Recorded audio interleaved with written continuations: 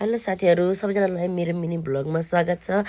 आज चाहिँ म मल्लिकाको मेकअप गरिदिएको अनि उसको अलिकति आई मेकअप गर्नु खोजेको अनि आइब्रो बनाइदिएको। उसलाई मन नपरेको रे अलिक कुनै सानो कुनै ठुलो भयो भन्दै थियो अनि त्यही पनि मैले बनाइदिएँ। अनि ऊ चाहिँ चुइगम खाएको मेकअप गर्ने बेला नमानेर भिडियोमा आउनु नमानेर क्यामरामै नआउनु मानेर त्यही पनि जबरजस्ती उसलाई क्यामेरामा ल्याएँ।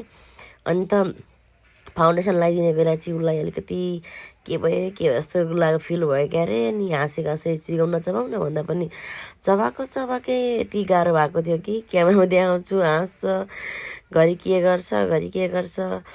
अब मेकअप आर्टिस्ट त होइन त्यति खासै पनि, तर पनि पार्लर सिकेको 3 महिना 3.5 महिना भयो। त्यही पनि अलिअलि मेकअप सिम्पल मेकअप गरेको। उसको चाहिँ कोर्स सकिसकेको हो, मेरो चाहिँ सकेको छैन। अनि त्यही पनि अलिअलि सिम्पल मेकअप गरिदिइरहेको, हेर्दै क्यामेरामा हेर्दै उसलाई चाहिँ देखाइरहेको छु। घरि भन्छ भूत भए म, घरि के भन्छ त्यही पनि गरिदिइरहेको थिएँ।